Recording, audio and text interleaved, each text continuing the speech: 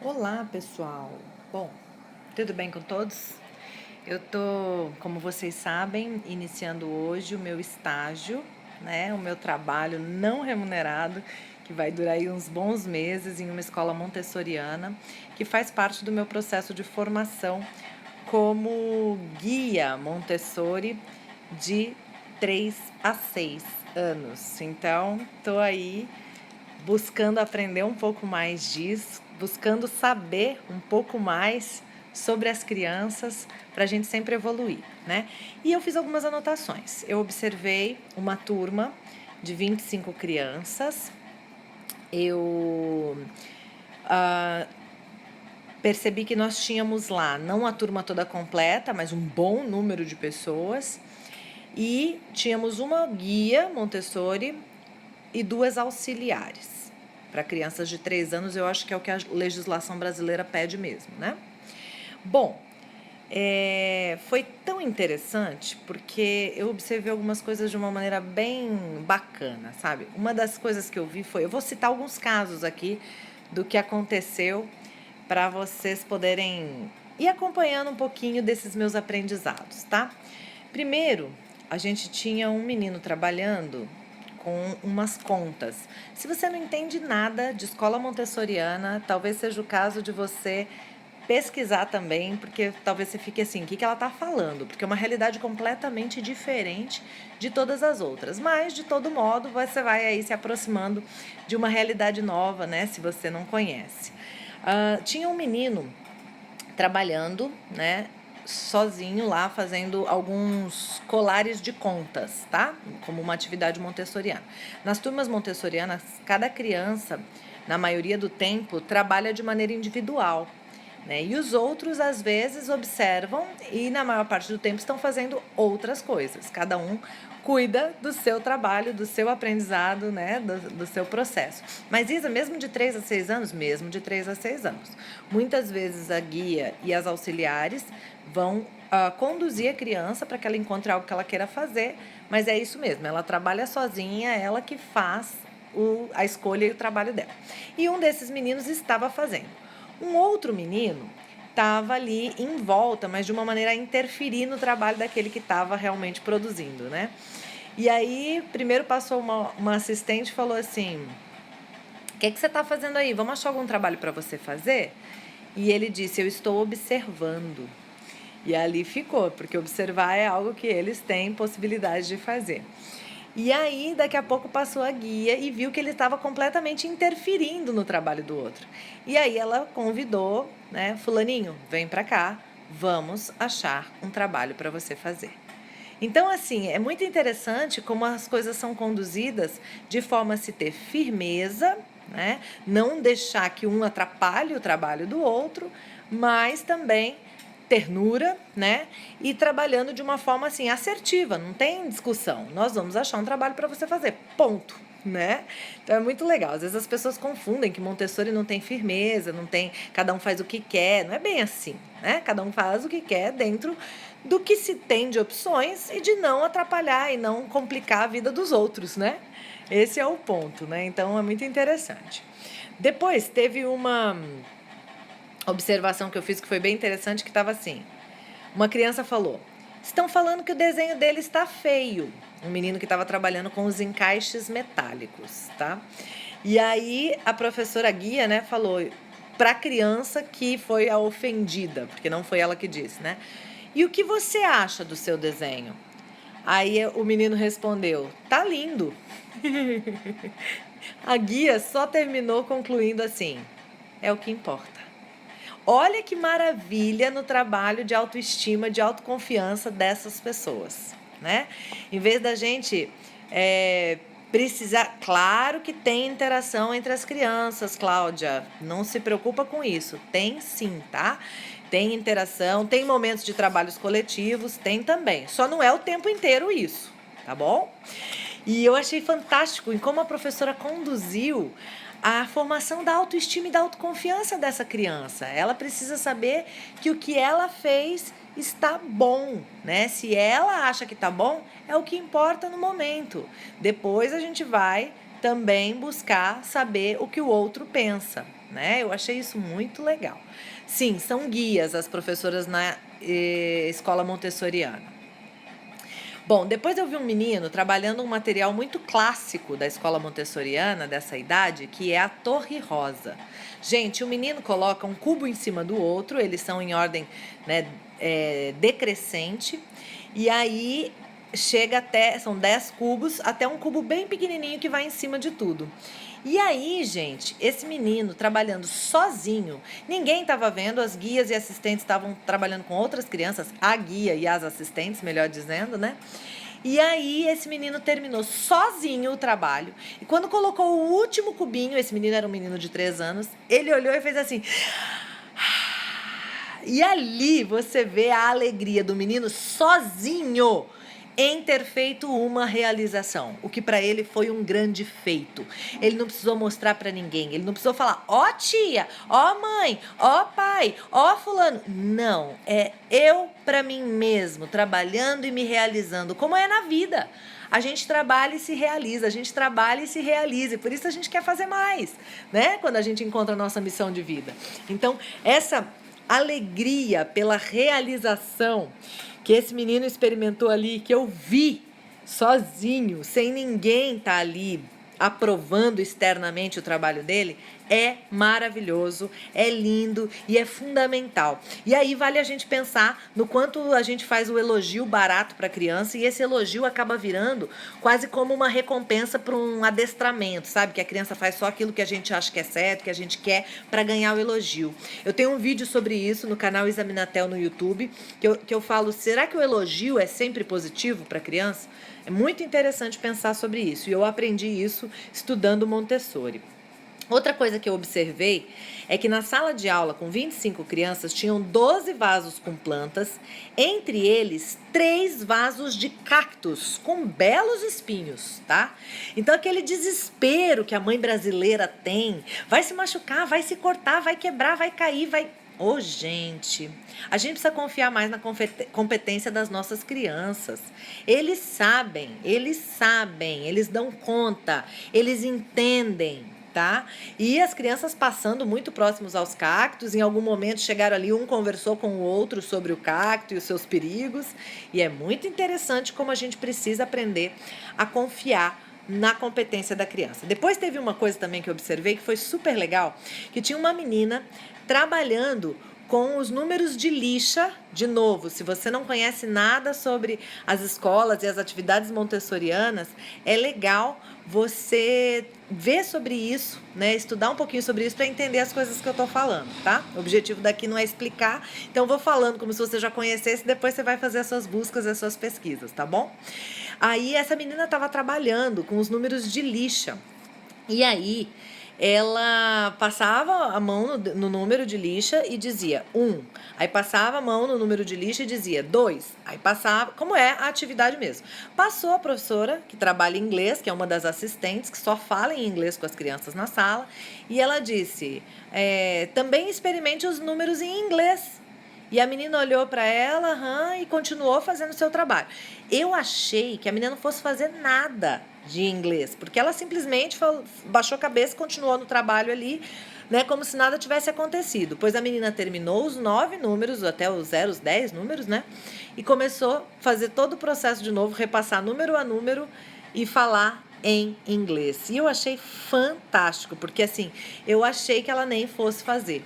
Então não precisa ter uma intervenção muito direta da professora. A professora não precisa interromper o trabalho da criança. Ela só sinalizou como o verdadeiro guia faz, o caminho, e a criança foi à maneira dela, não na hora que a professora quis, não no tempo da professora. Então assim, gente, fantástico. Eu nunca vi na minha vida maior respeito às crianças do que no método montessoriano.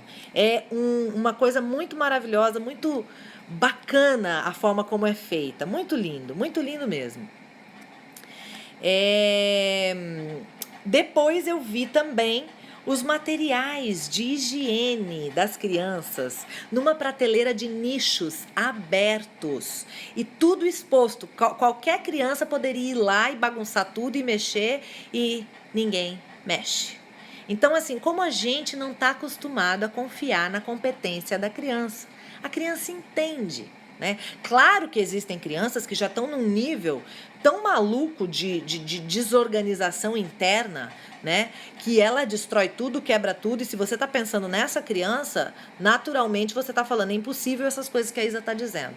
É por isso que Montessori fala que existe o equilíbrio natural da criança e que muitas vezes a gente tem que fazer um trabalho forte para essa criança voltar ao processo de normalização, ou seja, entrar novamente no seu equilíbrio natural, que muitas vezes, por má condução nossa, ou também por desarranjo do ambiente, a criança já perdeu. E aí ela fica toda estressada, né, impossível, aquela criança que quer destruir tudo, que quer estragar tudo, né? Então a gente precisa trabalhar a concentração dessa criança, para que ela volte ao seu equilíbrio natural. Outra coisa legal foi uma criança que falou assim: eu quero colar, para a guia. E a guia disse: pegue o material de colar. E aí a criança foi. Veio uma outra criança e disse para a mesma guia: eu quero colar. E aí, isso assim, tudo de 3 anos, essas crianças mais ou menos que estavam nesse momento ali envolvidas. Para quem não sabe, as salas de aula montessoriana são sempre de 3 anos. Então, nessa sala tínhamos crianças de 3 a 6 anos. E aí a guia falou para essa outra criança que disse: eu quero colar. A guia falou: só tem um material de colar. Você vai fazer o quê enquanto a fulana cola? Depois que a fulana colar, você vai colar.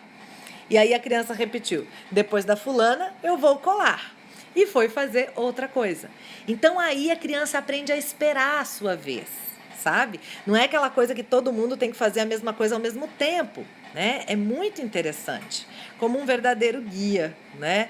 E aí, quando a gente estuda sobre as funções executivas, também, se você não estudou isso, estuda, porque é muito interessante, em que a criança aprende a ter o autocontrole, a controlar suas emoções, a trabalhar sua memória de trabalho, a trabalhar realmente ceder a vez, esperar, né? Tudo que é muito difícil.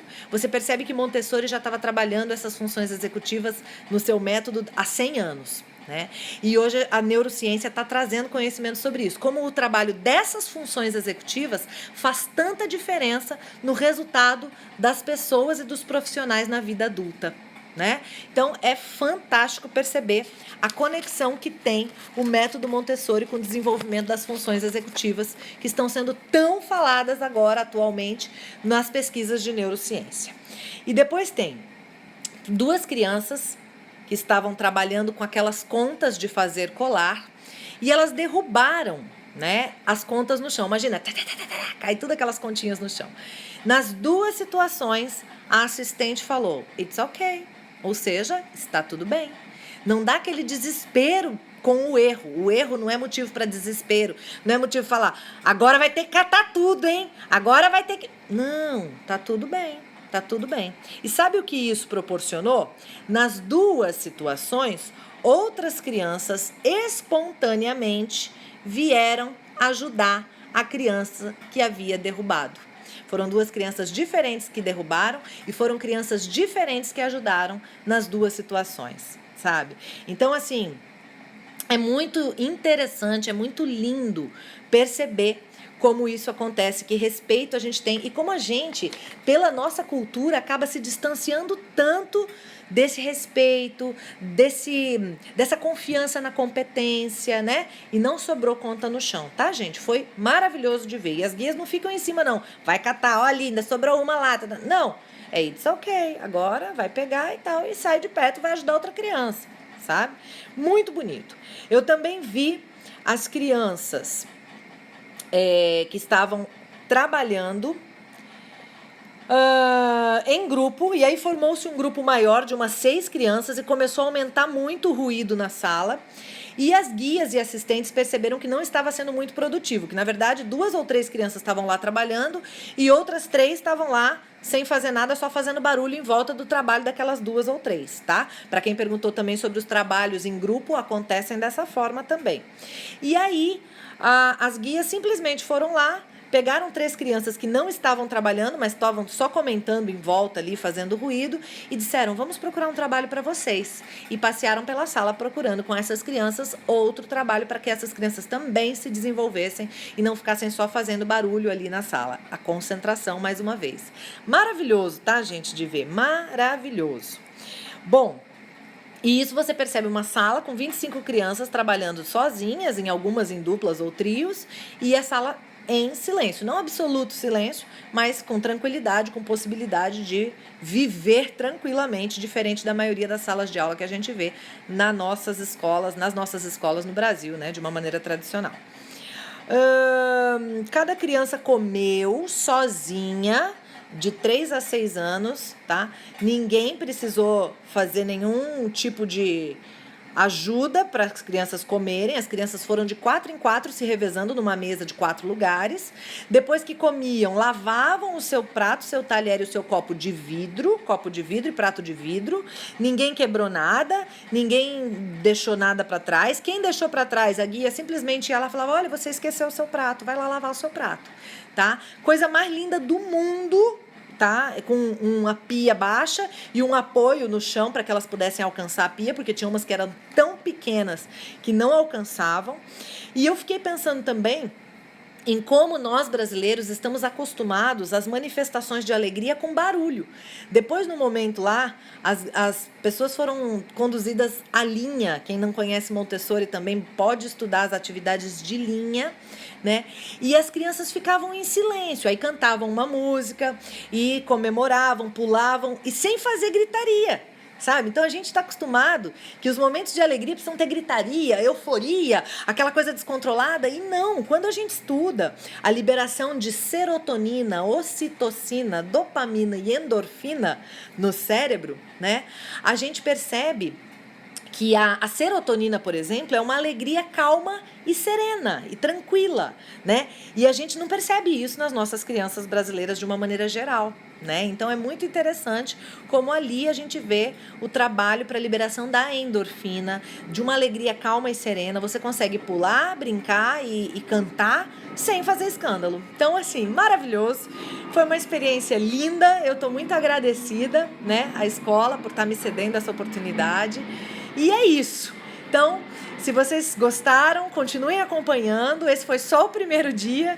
Eu vou ficar meses fazendo esse estágio e eu espero que eu tenha muitas coisas legais para trazer aqui, para compartilhar com vocês nas nossas lives nos próximos dias. Um grande beijo, estudem Montessori em casa, lá dentro do mundoemcores.com, a nossa escola online de paz. Inscreva-se, está aberto o workshop de Educando com Disciplina Positiva. Eu vou deixar o link aqui nos comentários, depois que eu colocar esse vídeo. Aliás, lá no Stories, naqueles que ficam gravados, tem. Tá? E também tem nos outros vídeos e também tem em todos os lugares onde eu tenho divulgado esse workshop, nas redes sociais. Façam, é gratuito e online. Um beijo. Fiquem com Deus. Boa tarde de terça-feira. E amanhã eu tenho mais estágio. Quem sabe tem mais coisas para compartilhar aqui com vocês. Tchau, tchau, tchau, tchau, tchau. Até a próxima. Gratidão pelos coraçõezinhos, pelos comentários. Um beijo grande. E que Deus abençoe a todos vocês. Corações, corações, corações para vocês também. Beijo grande de gratidão. Fiquem com Deus. Tchau, tchau, tchau.